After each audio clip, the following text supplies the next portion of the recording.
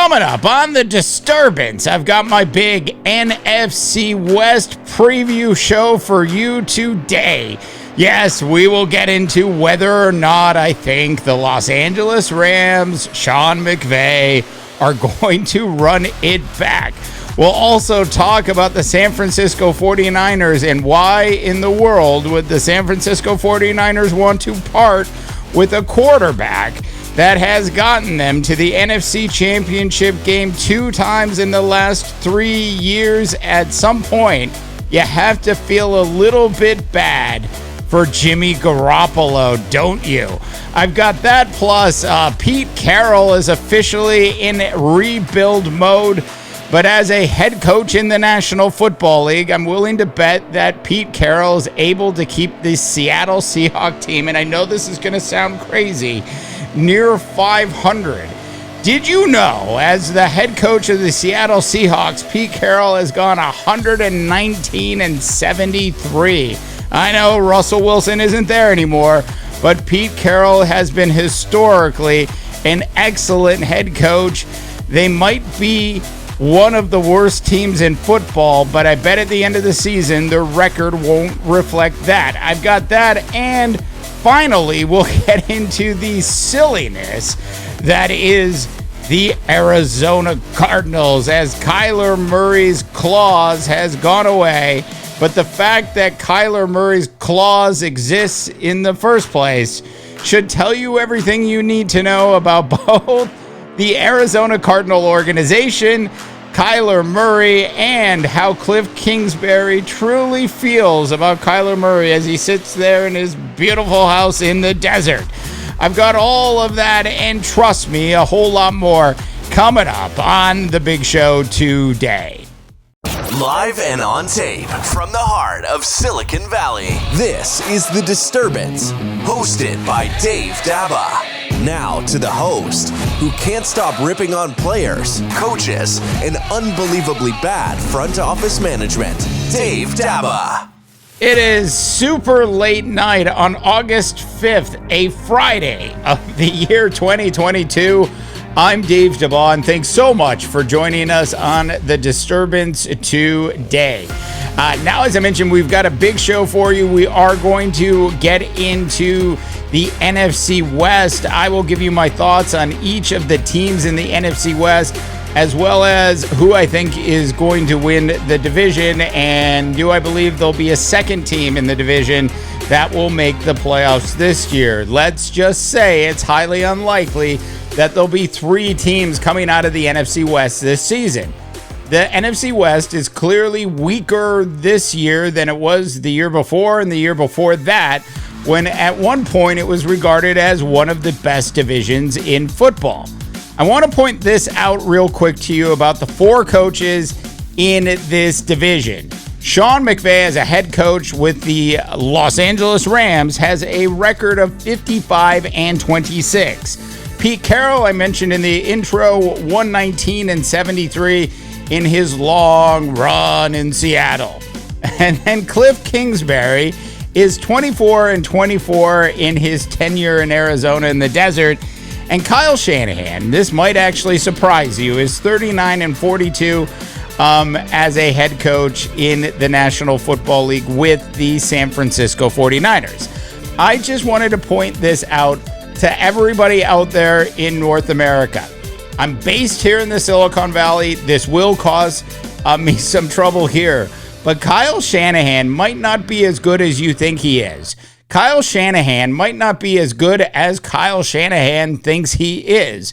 Kyle Shanahan probably made a bad decision by not bringing Jimmy Garoppolo back for another season. I'm just saying, when Jimmy Garoppolo leads your team to a Super Bowl and 2 NFC Championship games in 3 years, the correct response is not to bring in another Jordan Love. The correct response is to fall behind that quarterback and do everything you can possibly do to help him make that leap forward. Look, I like Trey Lance as much as the next guy, but it is an unknown as we head into this National Football League season.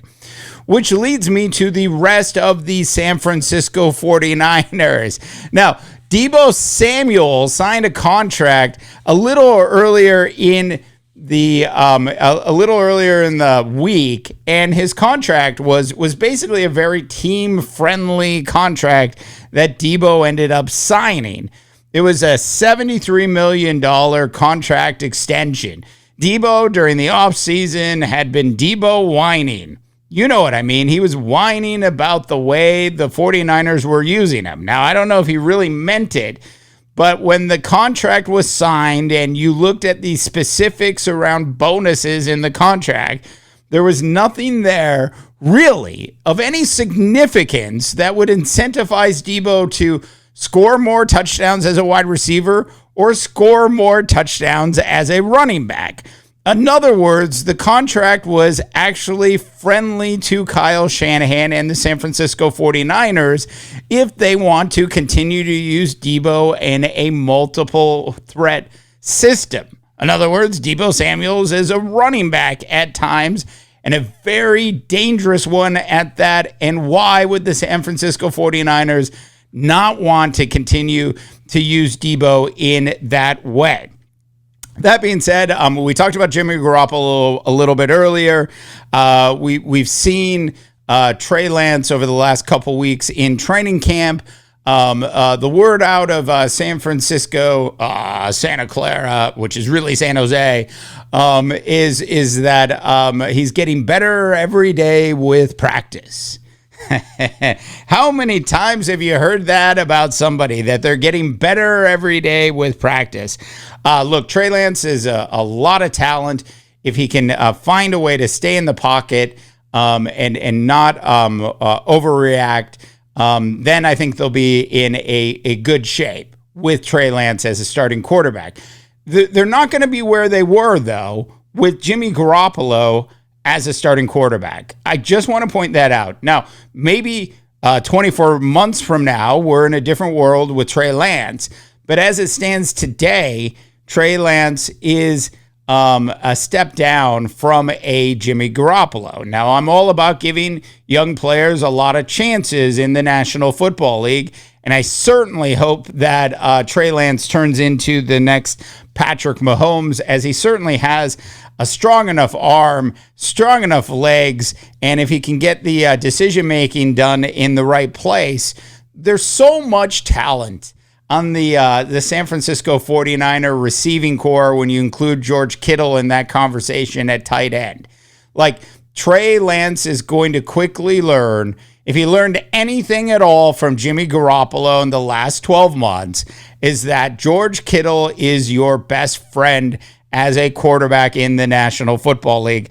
And so I would expect that George Kittle will have a lot to do with Trey Lance if he is going to have any success this particular season. Two other notables on the San Francisco 49ers. Brandon Ayuk actually showed up to training camp in shape this year.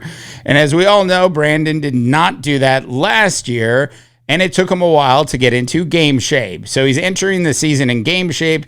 Ayuk also had a fantastic second part of the season last year, so you can expect him to carry that forward this year. Last note on the offensive side of the ball for the San Francisco 49ers is a rookie wide receiver, Danny Gray, out of SMU. This is definitely somebody to watch on this team. On the defensive side of the ball, all we're really going to talk about today right now is Nick Bosa. This is a fantastic defense. All three sort of areas of the defense are in pretty good shape coming into this season. This is not a team that's going to be pushed around week after week. This is a team that has enough talent on defense to beat the bad teams in the National Football League week in and week out. Nick Bosa, who had 15 and a half sacks last season, if he could stay healthy for the entire season, then we'll see more of Nick Bosa, showing us his revolver style arms as throughout the season. And he signed he hasn't signed a big contract extension yet, but when you think about a guy like Nick Bosa, if he can put together another season where it's 15 to 20 sacks, as a defensive end in the National Football League, next summer, Nick Bosa could be looking at something around $35 million a year as a defensive end in the National Football League. And that, my friends, is an absolutely huge contract if that happens. The last thing I wanted to talk about is real quick on this 49er team is John Lynch and Kyle Shanahan, the head coach of the 49ers organization. And both of these guys are extremely smart. And sometimes in life, extremely smart people overthink things. And I believe in this particular case, that is exactly what happened a couple years ago when they went out and they drafted Trey Lance. Now, they basically feel like they have no choice at this point but to give Trey Lance a real opportunity to shine in the National Football League. Hence why they're trying to unload Jimmy Garoppolo at this point. At the time of this podcast, though, Jimmy Garoppolo was still a member of the San Francisco 49ers. Now, I don't know what that means exactly. I know the 49ers have come out and they've said that they're trying to move Jimmy Garoppolo. But if something were to happen to Trey Lance in preseason, then, and if you still had Jimmy G on the sidelines, then maybe there could be a reconciliation between Jimmy G and the San Francisco 49ers for at least one more season. Jimmy G is not like that guy in Cleveland who is now that guy in Carolina. Jimmy G is a completely different type of team player than Baker Mayfield is, and certainly would be able to step in if he's still a member of the 49ers. They are all actively trying to move him. We're going to get into the Cardinals in just a little bit. And, of course, we'll get into the Rams, which should be, nobody's surprised that I am going to, just spoiler alert, pick the Rams to win the division, which is an easy thing to do. Real quick, we are going to talk about Pete Carroll, John Schneider, the GM, and a couple of the players who remain on this Seattle Seahawks team. I said in the opening about Pete Carroll that, he's such a good coach that even if they do have one of the worst rosters on the team, Pete Carroll is still good enough as a coach to motivate this team to something in and around 500. Look, the bottom could fall out on this team really easily. I think with just about any other coach in the National Football League coaching this team, you'd look at this roster and you'd say, maybe 4 or 5 wins. But with Pete Carroll there, you can certainly see this team at least ending the season near 500. But when you wake up in the morning and you are Pete Carroll in your 70s, and your relationship with the future Hall of Fame quarterback Russell Wilson has completely deteriorated to the point where Russell Wilson wants out, and you had a season to get things right with Russell Wilson, and you didn't get it done, that's on you, and that's on John Schneider, the GM of the Seattle Seahawks. So Pete Carroll and John Schneider, knowing that they don't have all the talent in the world on this roster, would still love nothing more than to put together a really good season and keep the ship afloat as some of these young players start to come up. Now, they went ahead and they gave DK Metcalf a ton of cash to remain with this particular team. He ended up signing a 3-year, $72 million contract extension. $58 million of that is guaranteed. And on the in the backfield, Rashad Penny will be the starter as Chris Carson has to retire from the National Football League just a couple weeks ago because of injury. There is something really nice brewing in training camp with the Seattle Seahawks team. They do have a nice young running back that they drafted in Kenneth Walker III, who is coming out. And how great is that? Kenneth Walker III, who is coming out of Michigan State.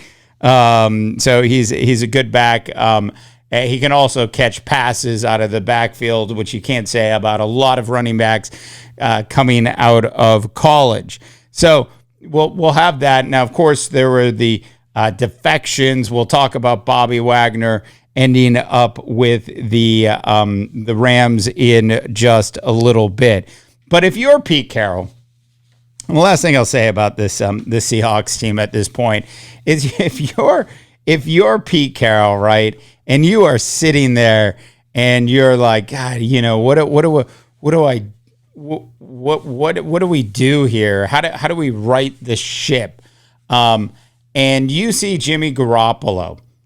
If for some reason the San Francisco 49er team cannot find a way to trade Jimmy Garoppolo, and Jimmy Garoppolo actually gets cut. Now, if that were to happen, Pete Carroll would, I'm sure Pete Carroll has Jimmy G and Jimmy G's agent and Jimmy G's agent's assistant on speed dial, ready to go. Because when you wake up in the morning and you're Pete Carroll and you're John Schneider and you look over at your quarterback room, and I'm talking about the two veterans in the quarterback room today, you have option 1B in Geno Smith and option 1B in Drew Lock. They're both option 1Bs. They're both basically backup quarterbacks in the National Football League. Drew Luck sort of looks like he has a little bit more upside. He's a little younger. He can still be taught some things. Geno Smith is a nice backup. He can come in and get you through a game or two if you needed him to. But I don't really think that Geno Smith or Drew Luck are the future of this Seattle Seahawks organization, and I don't think the Seahawks think that either. But I do believe that Pete Carroll still believes he could win with both of those guys as quarterbacks on this team. All right, Rams in just a little bit. The big news, if you will, during the offseason, it started, and let's go back in the time machine just for a second. At the start of the offseason in the National Football League, we found Kyler Murray, the quarterback of the Arizona Cardinals, deciding to unfollow and remove all images of the Arizona Cardinals from some of his social media channels. Yeah, because that's what a true leader does, doesn't it? They remove all of the stuff from the company or the team that they're working for. And that's the way to get the attention of the organization, isn't it? So fast forward deep into the summer, and Kyler Murray is still he's refollowed a couple things. They've started contract negotiations. Training camps right around the corner, and he signs a $230 million contract extension, making him the second highest paid player in NFL history, at least on an annual salary basis. So there you go. The Arizona Cardinals said to Kyler Murray, "You're everything we want. We're giving you the cash that you deserve." And everything seemed fine back in the Arizona desert of Phoenix, didn't it? As it turns out, it wasn't. As the ownership group decided to put in a clause, and as you all know, this was an independent study clause, and Kyler Murray had the opportunity to choose to sign this $230 million contract with this independent study clause in it, or he could have told his agent, "Hey, I want to sign this contract, but there's not a chance in hell I'm going to sign this contract with this independent study clause in it." It is to the point where I think Kyler Murray and his agent didn't read the fine print of this contract, which would tell you why both of them probably do need to be in independent study hall, whatever that is in the National Football League. It is a ridiculous thing for a franchise to offer its leader a $230 million plus contract. It is a ridiculous thing for that ownership group to insist on a independent study clause in that contract. And it's an even more ridiculous thing for the player to accept the independent study clause. So what's even more ridiculous than all of that is this is probably the fact. The fact is that somebody in the Arizona Cardinal organization, most likely somebody pretty close to the owners of this organization, wanted to make Kyler Murray look bad after they signed him to this $230 million contract. What the hell is going on in Arizona? So then everything blows up and there's all these stories about it. And then eventually, a couple days later, Arizona announces that they've pulled the independent study clause out of the contract. It is craziness that's happening in Arizona. DeAndre Hopkins will be out for the first 6 games because of that failed PED test. I don't know if you remember that. The interim number 1 wide receiver in Arizona will be Marquise Hollywood Brown, who was, for some reason, traded out of Baltimore, where last season in Baltimore, Marquise Brown had 91 receptions for over 1,000 yards. I didn't understand this trade at the time, and I still don't understand this trade today. It just makes no sense to me from a Baltimore's perspective. From an Arizona perspective, it's a different story. Look, I'm not saying he's Justin Jefferson. I'm not saying he's at that level, but he's a really good number 1 on a bad football team and a really good number 2 on a good football team. That's what I'd have to say. And for Baltimore to walk away from 91 receptions last year and over 1,000 yards just doesn't make any sense to me. They did, however, re-sign Zach Ertz, and that will make a big difference in the red zone, as you all know. Now, a lot of people are complaining in Arizona that the schedule is just too tough. It's just too tough in Arizona, and we're going to lose a bunch of games. We've got Kansas City, Las Vegas, Los Angeles, and then after those 3 tough games, they have Carolina, Philadelphia, Seattle, New Orleans, Minnesota, and Seattle again. So while maybe the first 3 games are tough, and maybe there's a couple more tough games in there, there are tough games every week in the National Football League. And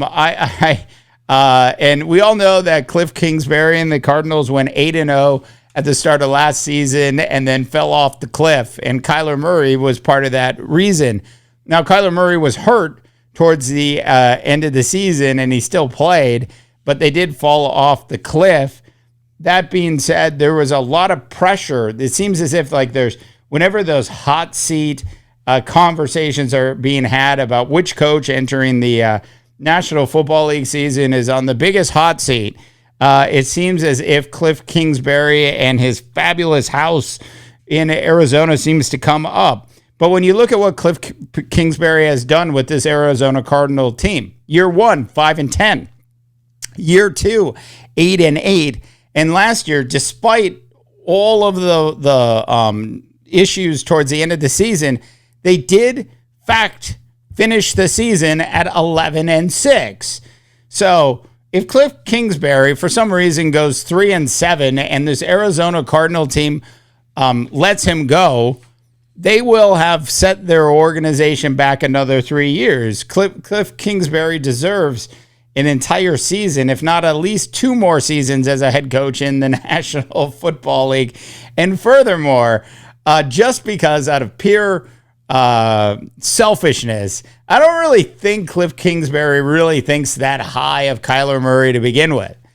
I really don't think so.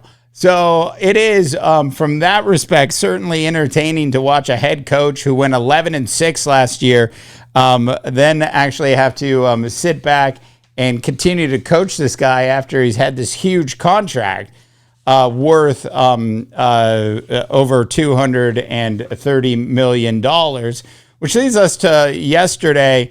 In yesterday's practice in Arizona, Kyler Murray didn't play because he was dealing with exposure to COVID, and so Cliff Kingsbury told him that you can spend the day calling in plays, and you'll see how hard it is. And then he took a cheap shot at Kyler after the practice in a press conference, and basically said, I don't think there's a quarterback that would want Kyler Murray to be his head coach or be the guy calling in plays. Just the tension in Arizona is worth watching. I'm just saying. That being said, okay. The elephant in the room, the elephant in the division is clearly the Los Angeles Rams. And the only thing that I think would prevent this Los Angeles Rams team from at least winning the division, I'm not talking about running it back, but that would be major injuries. And that would be the number one thing. And when I say a major injury, you're talking about like Matthew Stafford, Aaron Donald, Bobby Wagner's out for half of the season. Jalen Ramsey goes down. Those kinds of major injuries. Cooper Kupp out for the season. Those kinds of headlines would shake things up and make it difficult for this Rams team to find its way back as a division title winner. San Francisco and Arizona both have enough firepower, at least early in the season, to, I think, keep it sort of close to this Rams team. Tendonitis in the elbow is the word out of camp with Matthew Stafford. Little unusual. I'm just going to say that, little unusual. Assuming all things are equal, do the Rams really have a chance of running him back? And the answer is absolutely yes. Now, Vegas is going to tell you that, it's Tampa, before we talk about the Rams. They probably even put Green Bay ahead of the Rams in terms of odds to win the Super Bowl this season. The rumors of Sean McVay not coming back to coach were just ridiculous. Sean McVay got married during the offseason. And you can sort of see during training camp that there's pressure off of Sean McVay, and he looks even more comfortable as a head coach of this Rams team this year around. Cooper Kupp scored himself a 5-year, $110 million contract extension, contract extension. Anyways, Van Jefferson, as we know, is a great wide receiver. No need to go into all of Cooper Kupp's stats because you all know that they're good. Aaron Donald signed his contract extension 3 years for $95 million.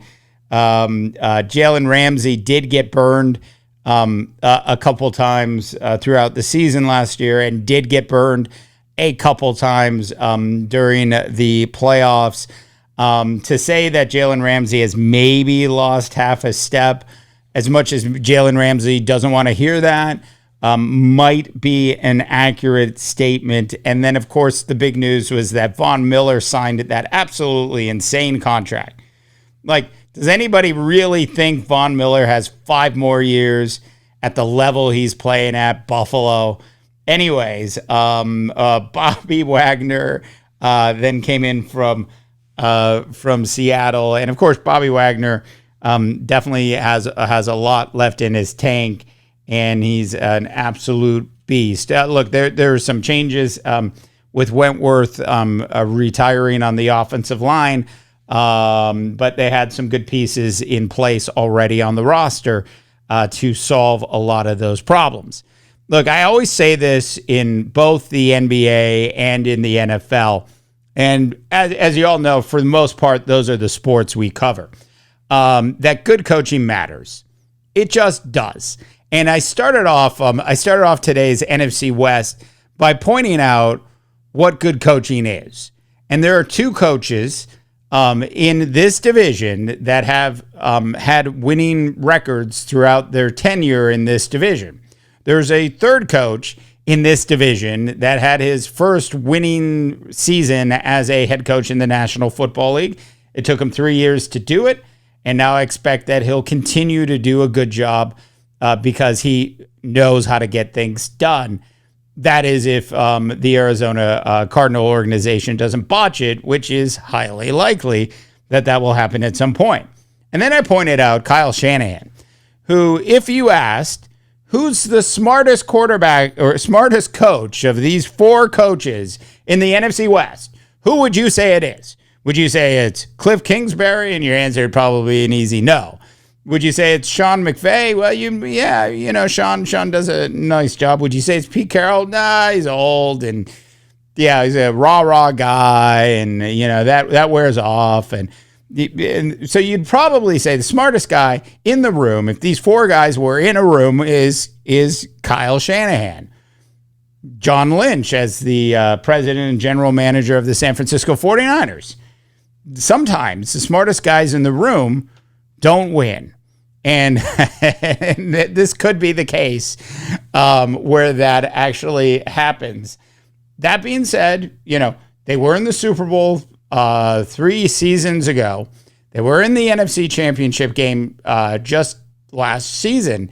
So to come down on the San Francisco 49er team too hard seems not fair. And Kyle Shanahan, when he has the pieces in place that he wants, does do a good job. I'm just saying, the guy that won the Super Bowl in this division most recently, of course, was Sean McVay, who has revolutionized the National Football League summer programs, as well as how these teams treat the preseason. Last night, we had our first preseason game of this season with the Raiders in the Hall of Fame game against the daunted and I don't want to say up and coming Jaguars of Jacksonville. And so the Jaguars of Jacksonville went ahead and they started the number 1 draft pick. They played him for a couple of series just so he could get his feet wet. He ran into a sack and he experienced some chippiness and was able to say that he played in a game. The Raiders, coached by Josh McDaniels, the former Denver Bronco coach and longtime assistant coach with the New England Patriots, who's getting his second chance as a head coach, who was coaching on the field he played high school football in, like 100 yards away from his high school, with his parents and 100 other friends in the stands watching him, decided to play all of their running backs, including Josh Jacobs. So I'll just say this, different schools of thought on how to get this done. The Raiders are playing 4 preseason games this year. The Rams will play just 3. And you just watch, they'll have very, very limited exposure in both practice and in the preseason games that they're playing. Because Sean McVay knows what he's really looking for is depth, not starters during the preseason. And that, my friends, is something that I think Josh McDaniels might have gotten wrong here. I know Josh, after the game, came out and said, I just wanted to get all the running backs the feeling of getting hit, because it's something that they can't do in practice, and it's something that can only happen in preseason. And that's an old school way of thinking. Sean McVay would not have played Josh Jacobs at all if he was a member of the Rams in that game. All right, so Rams are going to win the division. I think the Rams have a serious chance of actually heading back to the Super Bowl. The NFC not nearly as competitive as the AFC will be. The hurdles to get there in the NFC, are Tom Brady. Mike Evans did get hurt in practice today. Still don't know the extent of that injury. But it's obviously Tom Brady, Aaron Rodgers. You've got to give respect to the San Francisco 49ers just because they've been there the last couple of seasons. Up-and-coming teams, the Minnesota Vikes, could surprise a lot of people, especially during the regular season, if they can figure out how their 3-4 defense is actually going to play out in the regular season. Not as much depth in the NFC, so I certainly could see a very healthy team. And also, this Rams team did not dominate everybody on the way to their Super Bowl victory. There's absolutely a ton of room for improvement on this Rams team, and I'm sure Sean McVay will use that as motivation along the way. All right, I want to thank you all for tuning in to The Disturbance. Do check out our Big Sports website at disturbance.live when you have a chance. For The Disturbance, I'm Dave DeBaugh, wishing you all a tremendous rest of your sports viewing week. The Disturbance is brought to you live and on tape from the heart of the Silicon Valley and is a production of the Mighty Rip Podcast Network. For more witty, 100% independent NFL and NBA sports coverage, check out our Big Sports website at disturbance.live.